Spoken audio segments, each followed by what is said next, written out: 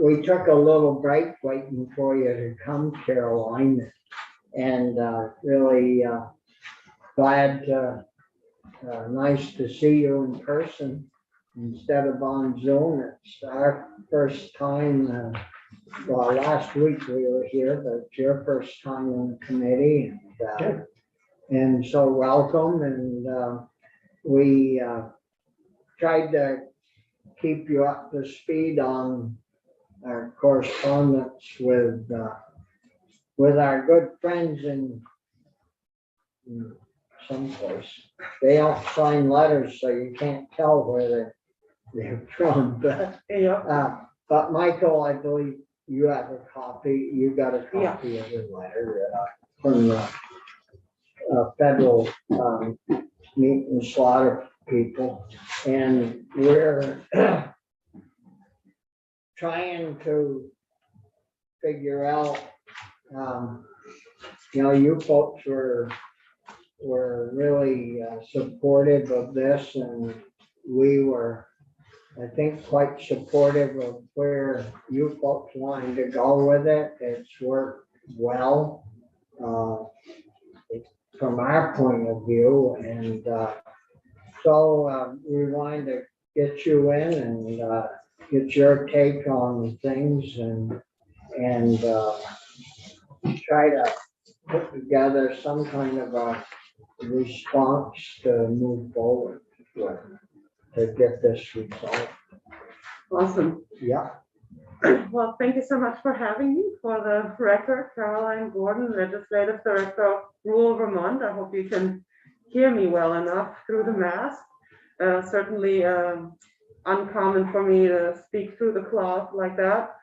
So please let me know if I need to repeat anything. So you have some kind of an accent to your voice. Is that from the mask? I think that's been the case. But of course, we are quite stunned as a community of practitioners of unfarmed slaughter from this response from FSAS to your well-written letter in support of us and the Vermont law, really, you have to say. Because what this does effectively is actually repealing in entirety what we have in our state law. It does not allow us anymore to utilize any itinerant slaughterers in the states. That is evidently something we've been explicitly allowing for in our state law. There's an entire profession based on this who do nothing else but going around the state from farm to farm to practice on-farm slaughter, precisely because we knew that in the 21st century, little to no one has the skills anymore to do a sanitary kill and slaughter well on a farm. And we knew if we want to do something like a personal use exemption in a professional way, and that meaning in a as sanitary as sheerly possible way, we would need to trust persons only who have the skill set to do so. And here we have now a federal agency who is claiming that their mission is to protect consumer safety, food safety, who requires every lay person to engage in the act of slaughter. How can that not be diametrically opposed to what their actual mission is? I don't understand. This document, I'm not legislative counsel, I'm also not an attorney, so I can't really tell you in how many aspects this document is even unlawful. There's no authorship, there's no signature, there's no timestamp. I don't even know if this document is in existence, frankly. Also, maybe what they try to indirectly tell us here by doing it that way is, don't go public with this. Don't do this publicly. Do on-farm slaughter. Do it in your backyards. We don't want to know. We don't think it's lawful. We are an advocacy organization. Rural Vermont, Anthony Polina knows, has been founded in 1985 to advocate and organize. Farmers are organizing, taking valuable, precious time from their busy schedules to consult with the organizers and send us to go through the democratic process to affect policy change, to support and increase their livelihoods. And this has been really a policy priority of ours for over a decade that we've successfully, with your support, been advancing, as you said. And so we see this as an attack on our democracy because without even referencing in one footnote our state law and how this might conflict with our state law, they basically repeal our state law that we've been spending so much time on advancing without giving us any really legal justification what it is that is so unlawful about our state law.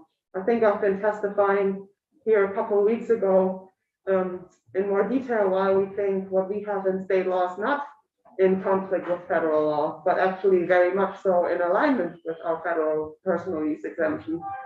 So this is very unsatisfactory and really not just, and I mean, of course it's, and I will speak to that more, but it is for us here as we're in the State House, so unsatisfactory because we've been spending so much time on passing state law just to now feel that it's been worth nothing. And so even the whole expense of having lobbyists like me here, tens of thousands of dollars through the years going into this advocacy, if it's not effectual, and that, and also us passing successfully a state law and then finding over years and years again, you know, we've testified to that fact many times, that we find our state agency is not doing a good job in representing farmers in this, on their behalf of promoting the on-farm slaughter practice and telling farmers, how can we do this? How can we do this lawfully? How can we do this right? So that we can be promoting it, so that you can promote us, so you can give us funds to do it better, to increase our farm sites, to do it more sanitary, to give us funding to market it better on our website, whatever it is, but promote it, see that it is a valuable and valid institution that we're utilizing, given that the slaughterhouses are really booked. It was devastating 2 years ago. It is still devastating today. And many farmers and many consumers, frankly, prefer the on-farm slaughter option for so many reasons. And the first, of course, and also very valid one, is the animal welfare one, that they really find this is a good way of doing a really small-scale meat processing to the satisfaction of everyone involved, really, and except the bureaucrats, apparently. This is something many farmers have been building their livelihoods around this, investing. You know, Rubamont, when I advocated 2 years ago that we need clear guidance on this, because I hear from agency one thing and reading the law another, like the agency's always been hesitant to tell us more directly how we can do this well, and they've been hesitant on issuing actual guidance on this, and that's something we've wanted to see. We heard from your colleagues in House Ag Committee, Chair Partridge told me, why doesn't Rule of Vermont write guidance on this? You know, we've been the only ones doing over a decade outreach and education for this practice, because the agency's been silent on this, even though it was the law. And they should be the one accountable and responsible for promoting and telling farmers how to do this right. And so Rule of Vermont has been promoting a practice that we've been advocating for having a law for, and now having to tell our farmers that it's all actually wrong and that they actually can't do it this way. And from the farmers' perspective, what shows is they've been investing in this. They've been building their business models around this, really getting livestock, raising livestock, selling live animals to have it slaughtered on the farm. The livestock is here now, like the animals have been bred last year. Just last year, our state agency themselves have come to this body to advocate for the repeal of the sunset that was under law. If they would have believed last year that all what we have in state law is illegal, Why would they advocate? Why would they advocate to repeal the sunset? They would have had to do nothing, and we wouldn't even have this issue anymore because it would automatically have repealed. Yeah, but I don't, we wouldn't have want that. We probably would have come together to make an effort to prevent that from happening. I'm sure that's correct, but it was amazing to see. That was like the first glimpse of agency support, that they were the ones to say, due to the continued importance of this practice, we want to see the sunset repealed. So I'm saying this is ambiguous, because if we would have, they must have known only last year, a couple months ago, that all we have in state law is actually in direct conflict with FSIS interpretation. If what they are saying is true, that this was always their perspective, if that were true, then the agency must have known last year, but they didn't know last year because they repealed the sunset. Yeah. So this is clearly ambiguous, and that is unlawful by the Administrative Procedure Act. So we cannot let this sit on us for so many reasons. And I mean, Legislative Counsel O'Grady has written last December a memo that was also, and he is obviously an independent force, making some legal analysis to some of this aspects of this letter, including the multiple owner provision, where they now state something like, the personal use exemption does not allow uninspected meat products to be distributed to multiple owners on a widespread basis. Without explaining that anymore, Legislative Counsel O'Grady himself had a very different opinion on that just last December, looking at the guidance from FSIS. He hasn't changed his opinion either, Chris. Are you in touch with other organizations? Like, there's no other organization like Rural Vermont, but there must be some version of groups like yours around the country. Yeah. So we're in the very early beginnings of consulting with the Farm to Consumer Legal Defense Fund, the federal organization, and also with the Environmental Law Clinic at Vermont Law School, to prepare for the worst case, which would be a lawsuit. But what we really need is something, so we would urge this body to include in the Miscellaneous Act bill repeal of the form requirements, so that farmers don't have to register and report for on-farm slaughter anymore now, so that if they go about their practice as usual, given that the livestock is coming and they probably have their customers to pay for it, and they will probably go about their practice this fall as they have been, that they're not meeting enforcement actions where they can easily say you haven't registered and reported, and now this is unlawful, and risk to lose their good standing and thereby any further access to agency funding. But what I think that might, of course, that's just a lame trick to put the on-farm slaughter practice and its entirety back into don't ask, don't tell.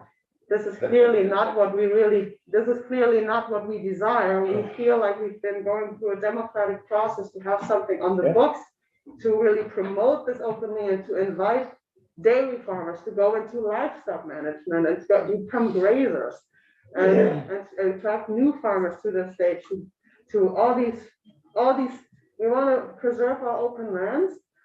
People come here and buy land.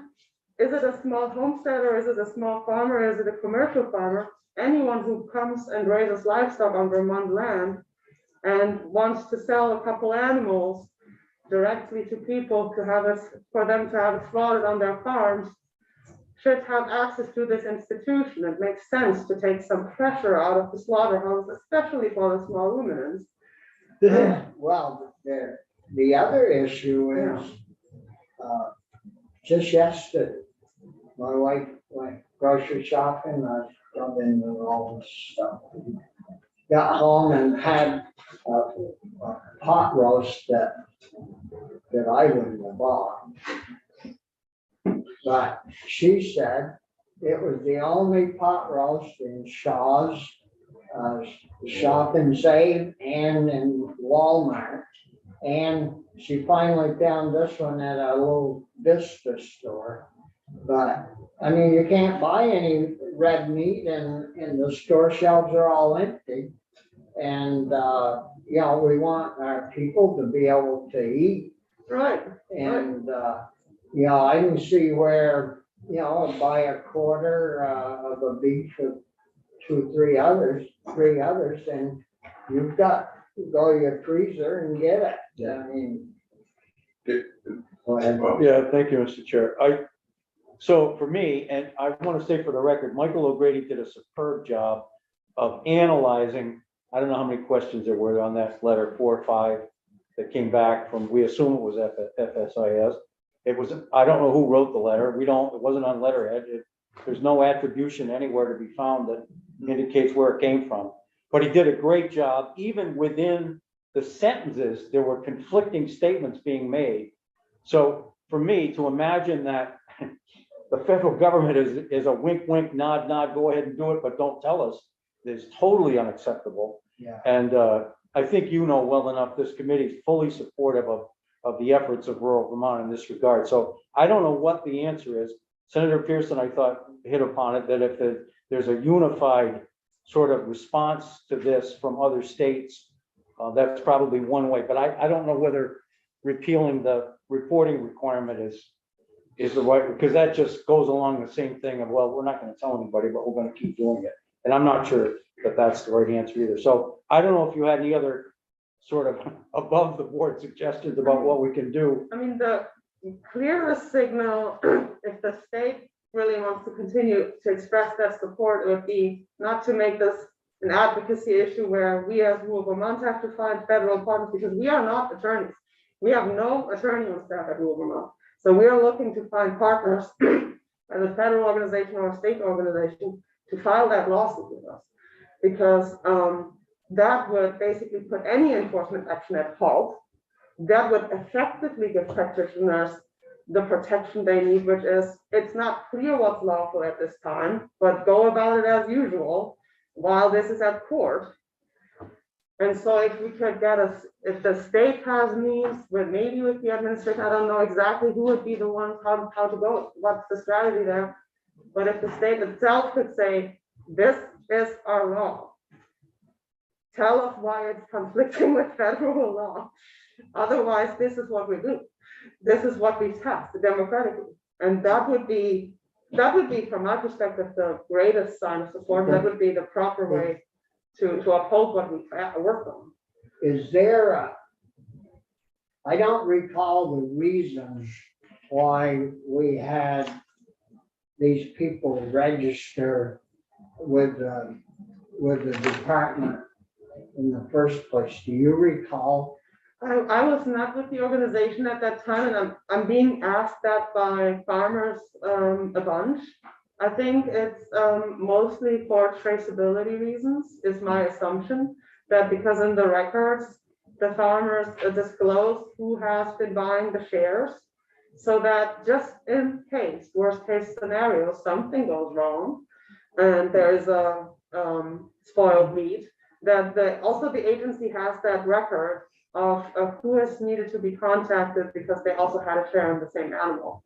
That's what I'm assuming is the background of that. So why couldn't the, to get right away from them across the street, then if we get away from them, they don't have to worry about, oh, we're gonna lose our meat inspection program. You know, so void that and move this registration and in that the health department or something like that, if it's for health reasons, and then you avoid the feds being able to come to the Department of Ag saying, well, we're gonna pull your meat inspection license, even though they haven't any meat inspectors. I mean, Yeah. if I may respond, of course, the in between the agencies, the transfer of the information is still very much accessible to them at any time. And we also know anyways the minority of farmers who practice this are even complying with this form requirement because they always knew exactly what we're confronted with now, this evidently dispute. Farmers knew this all the time, that they don't have the support of their state agency and not that of neither agency really. So farmers have always been hesitant to go public with this because they always felt like, are we really doing something legal? Are we doing something illegal? Because they're always seeing this hesitancy from the agency to support them and getting partly mixed messages. Yeah. Yeah, it's been a long, rough and bumpy road, that's for sure. Yeah. I mean, we've been at this a long time trying to Yeah. get it fixed and where people are protected, the farmers do a good job. Have you had, has anyone ever called your group about a problem with on-farm slaughter or And that, bad meat or anything? no, and that's the next thing. It's been going now for so long and the agency has no record whatsoever of anything ever going bad. So the whole claim that it might be, that we can't allow this because it's posing such detrimental health risks, did not hold true. Just like it didn't hold true with raw milk that it's such a poison. No, we have not received such complaints. I think that it was headlines in the papers a few years back about a slaughter facility having all kinds of problems in Vermont.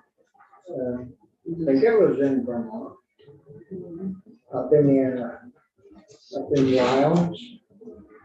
There was a small slaughterhouse that got closed, I think just got bought by a local to reopen. In North Hero, turned out. Yeah, it was up in the islands. They had animal problems and all kinds of issues.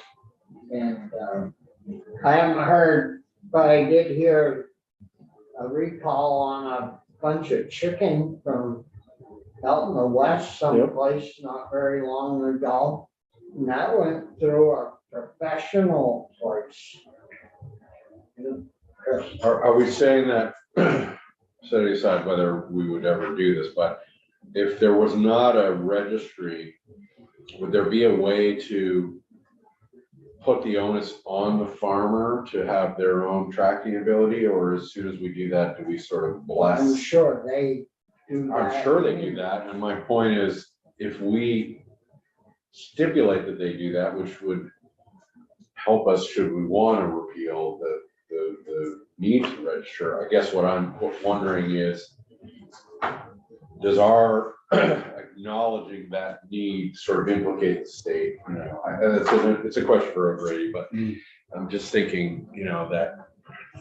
It's gonna take some out of the box. Yeah, well, he's the guy to help. I mean, but God, it just makes you want to go down to Washington and find some people to shake them.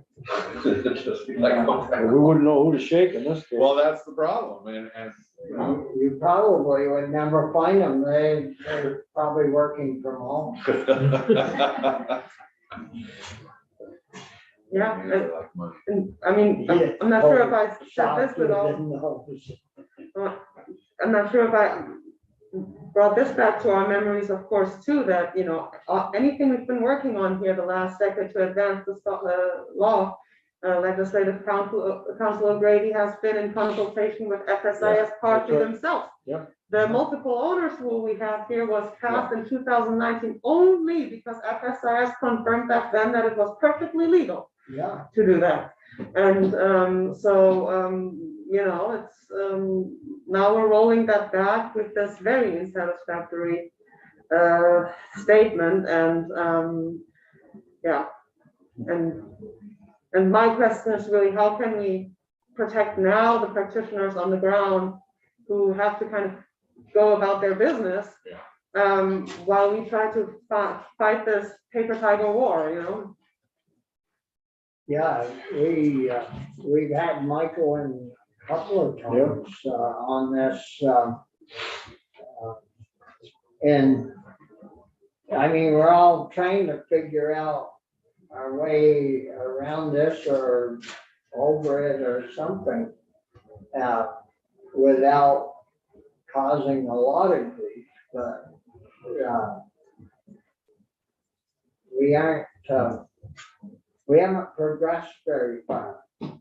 And, we really need to, get it resolved, because this fall, our guys have got to be able to get rid of their animals, and people are gonna wanna buy these animals. And we know that slaughterhouses aren't gonna be geared up to handle, another 50 or 100 animals. And we put a lot of money into upgrading the slaughter facilities, whether custom slaughter or commercial. And I don't know.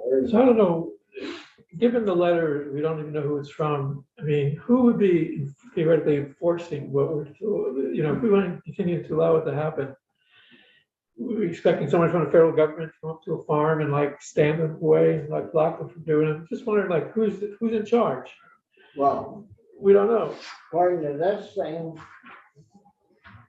hell, you could have wrote this and said Right, it. that's what I mean, it could be a phantom letter. I mean, there's a part of me that thinks we should in a very simple way, restate restate our position in the miscellaneous ag bill, so that we're sort of passing it into law again, and just see what happens. See, our buddy down that works for Peter now, from down in southern Vermont, Rutland County, the former rep. Will Stevens, maybe? You're talking about for Bernie. He works for Bernie. Well, He Steve, works for Bernie. He's the one that shipped this to Mike. But where he got it from, I don't think Michael knows. Maybe we don't want to. But I'm sure Will did.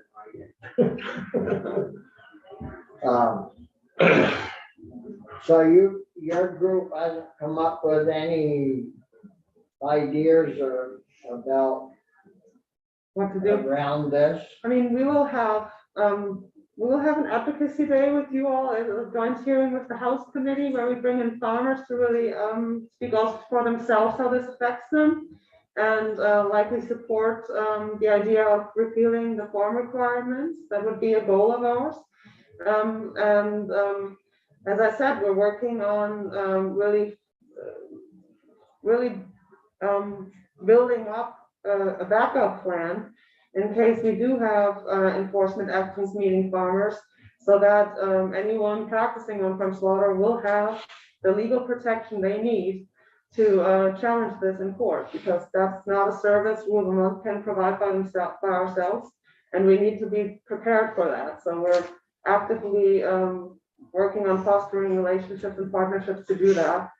And we're also in direct communication with our federal delegation to see in how far this political pressure that we're trying to impose on FSAS can be really boosted up on the federal level as well.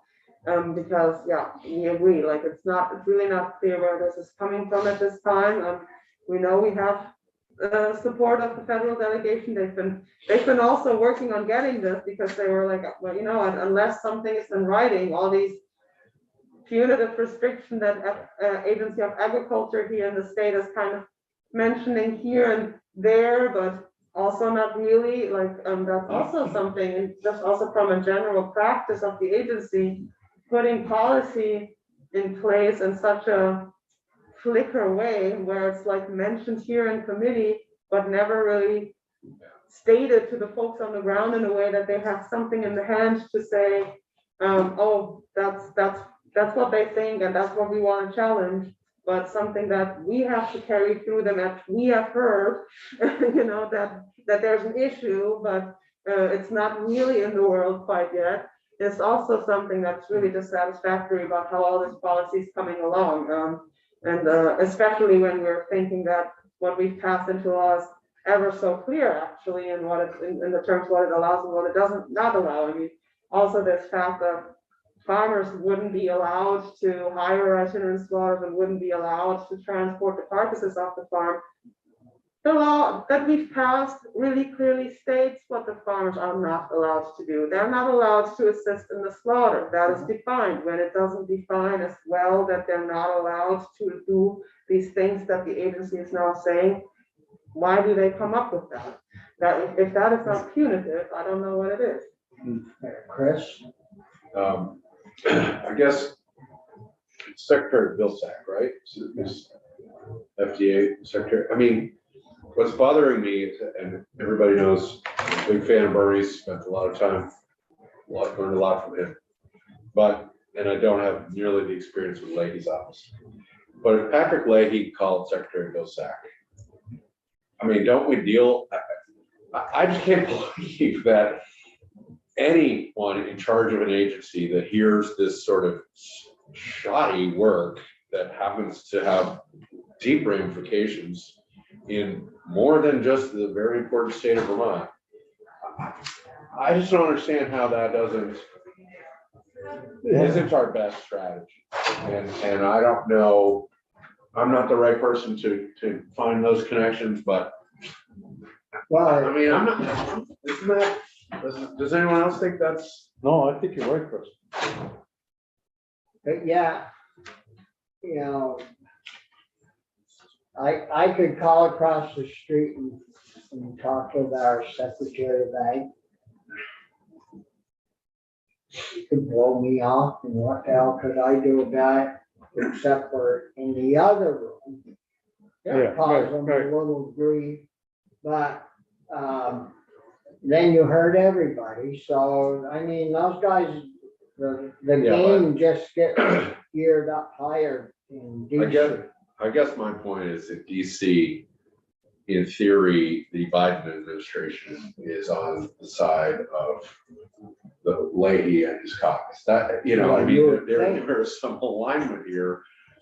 I don't know. I mean, how do we, I guess if it were me, I'd like us to be trying to push for that, to get maybe all of the delegation staff in here, or at least Leahy senior staff, and just be like, can your boss make a phone call? What do we have to lose? Well, I'm sure Tom Berry and those guys would be more than glad to come. Well, and they don't even need to necessarily testify. I just, No, it's just just have a haunting me meeting that with it might be that easy, or of course, never that easy, but I sure should exhaust the straightforward solution before, Yeah. you know, our farmers are in this limbo and you guys are chasing down legal, I mean, it's just nuts. Well, it's not cheap and it's not quick, and we've got to, I mean, these people that grow these beef and sell it to the owner, you know, then they raise, it takes a lot of planning and timing and that, and I don't like the idea of repealing our law. God, it took us a long time to get that done. Don't get me wrong, I don't want us to repeal our state law in its entirety, just the farm requirements. Keep the law by any means, keep the law. That should be our Just- last resort. Just a small little provision that farmers do not have to register nor have to report any longer for the practice. That is still the practice, and otherwise Title VI, Section 3311A should be untouched. Of course, we need that as the protection of the farmers very much so. But just, you know, since they haven't been registering and reporting anyways, because they knew it's really unclear from the agency what is and what is not allowed. Now they're basically already in the illegality all this time because they haven't been complying with these form requirements. So if we were just to take the form requirements themselves out of our state law, then at least they're back into alignment with state law. That's kind of the idea. So if they haven't been filing, how would they know where to find the name? Well, there's a couple that have, and I guess if the agency were to institute an example of some sort, they would go to the few that have been registered. And then on the other flip side of all this, I got a little meat cutter up in Troy that has been cutting meat at Bros for years and decided to go on his own. The agency abused that guy painfully and ended up sending him a $9,000 fine. And I mean, so they don't want any little meat cutters coming along where you can take your quarter of beef and have them cut it up so it's cut properly. I mean,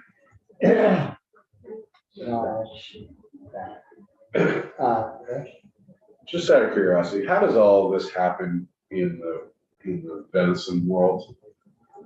well, Is it just all informal? yeah, it's wild. And the estate has no oversight because it's not being sold? Is that the basic premise? Well, I don't know. Sometimes people do.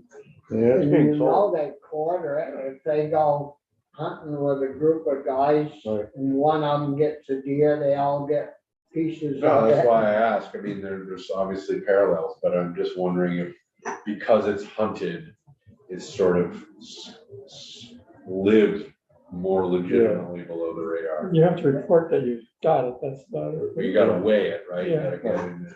But you're not raising it. Recorded, but then all the concerns about health and all that, just out the window, because you found it in the woods. Yeah, maybe we could have wild cows. Yeah, maybe we could deem anyone growing, fewer than 15 cows are hunting. Like that. I mean, No, should run it but by O'Grady. I mean, it's not crazy. you talk about that. I mean, there's thousands of deer shot every year. Yeah. And and they get thrown in the back of a pickup and taken to Perfectly sanitary. and Yeah, no oil dripping in there. Well, I think maybe, we could see about getting Tom Barry, I mean, I don't wanna push it if we don't think it's a good idea. I think it's a very good. So I idea. think the ideal thing would be to have the three of them sign a letter, somebody make a call. And I don't think you'll find a better time with Senator Leahy being the Exactly. chair of agriculture and not around at some point. Exactly. And this other guy, the secretary, is a new guy on the block. Well, he worked was with the him old guy. before. Yeah, So that's- honestly, okay. But Yeah. the point is like, it's not like his enemies are calling him. No, Maybe even Senator Leahy could adopt our state law as federal law and put in a federal miscellaneous act. Yeah, well, like you said, Chris, it can't do any harm. I mean, if the premise is we've got a newer staff who's a little bit gone rogue, well, there's at least one person in that agency that could fix that. Oh, the boss should be able to fix it with a phone call. I And mean, we got, that boss is gonna take a call from actually any of our delegations, but no, why don't we see if we can, set up a little Zoom connection where those guys are, if they wanna come with us. We get, all three of their ag people and, we'll do that if they got time next week. Next week or this week? I don't know about this week. There would be, what's our schedule for Friday, for time? Well, Friday, you're on the floor at 10. Ooh. Thursday and Friday. well, Tomorrow. There might be some time tomorrow. Well, it's pretty quick, Yeah. but maybe Friday morning at between 9 and 10. Okay. If, or Thursday we could do it. Yeah, Thursday we could do it between 9 and 10, if they're free. It would be nice to have them come together or testify together. So, well, we'll shoot for that, and if you want to zoom in and listen. I will, you know, definitely. We'll try to get Michael. I don't know what's going on. He had to be in natural resources today. I Yeah. thought our bills all had to be out last Friday. Well, our great senator once said, if you can run into problems, there's always a way. Yeah, if you've got a house bill. well, I've done my purgatory there. They don't stop. When When Oh, one this committee is stops, wonderful. natural resources goes. Okay, Thank you so much. anything else, Caroline? No, thank you so much for your support. This is a good strategy and, yeah, I will be zooming in on Thursday. Or if that works out, whenever it goes I out. never understood. Yeah, Linda can let you know. Yeah. Awesome. Well, it's, feel bad for all those farmers that do this and Yeah, put them in a yeah, very questionable situation. yeah. And we'll hear from some farmers. We'll be in touch with them. Of course, we can't be in touch with all of them, but and also when we have our joint hearing, we can't hear from all of them, but. So when are you planning on coming? I think, Lena, it was the 24th, right, that we're here. On the joint hearing. There will be some constituents from NOPA as well coming in at that time to speak on unfund slaughter as well, as it affects them similarly, or in the same way, and. Yeah, they must be affected. Yeah, so, NOPA is also reaching out to some of their farmers specifically to speak to this. Would they be willing to help us with the congressional crew? I think so. NOPA Vermont is also, from what I hear from Maddie, is also very much interested and in support of this advocacy individual. Yeah. Well, that, the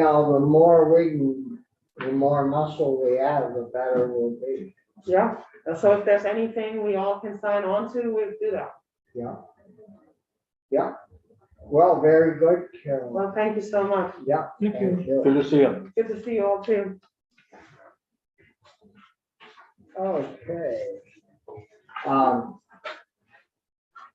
Well, that kind of winds us up for this morning.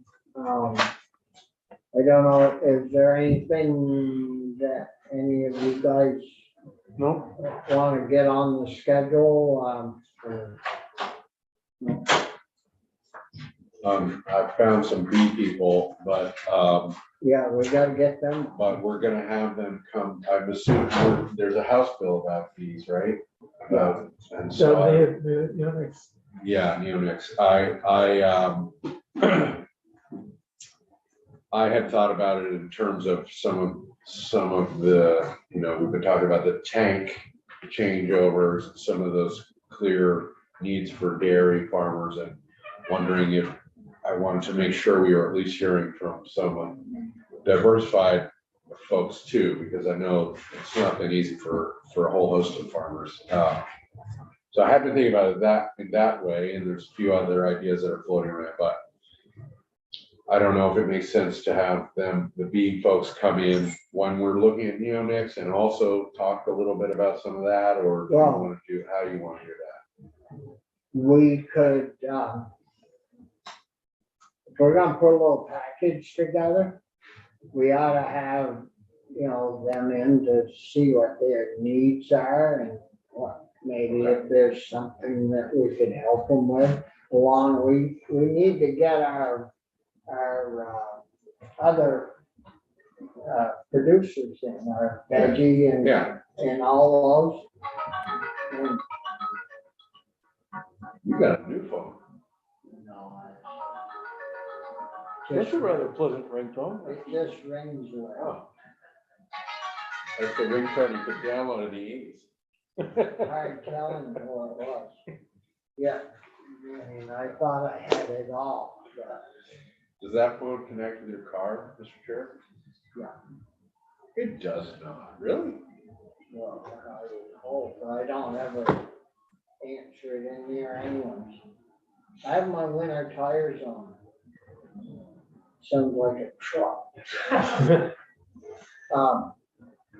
But anyways, no, we should get, we should get Sure. all those, people that have been affected in some way, and hear them out and see what's been a problem, if they've had problems, what we might be able to do to assist them. That'd be great. Well, I'll send you the B folks and We copy. had some one. really good testimony from people like 3 years ago, maybe, 4 years ago. Yeah. You said that council out member. Yeah, we did a whole bunch of stuff. There were some really good people, had a lot to say. On the bees, Yeah, I Oh, don't yeah. remember who any of them Bill are. Mears and bunch of those guys came in, good folks.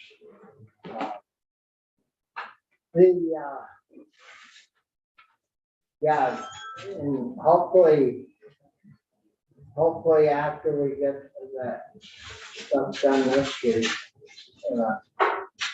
next week, we'll get back to somewhat of a Are we normal going back to 4 days on the board next week? Do you have any- next week.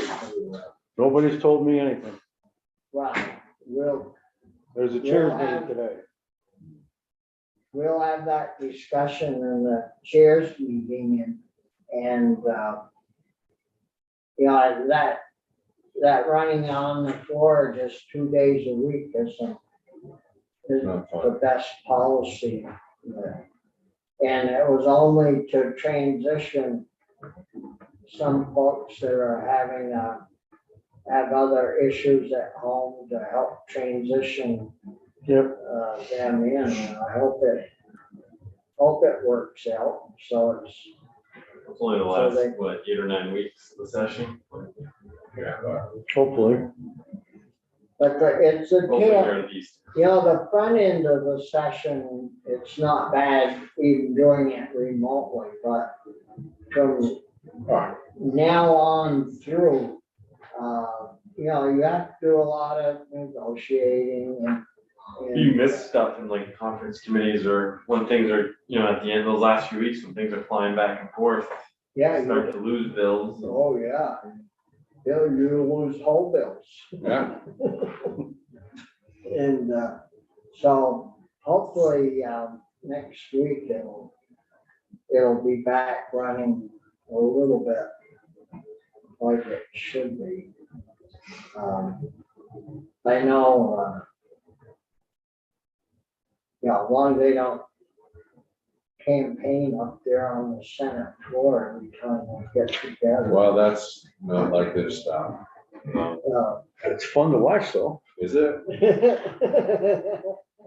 I was like amused last week.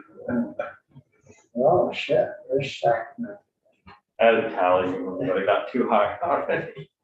Okay, well, if there isn't anything else No, well said. to do today, we'll see if we can get those guys in tomorrow or later in the week, Thursday or Friday. Yep. And Do that. and so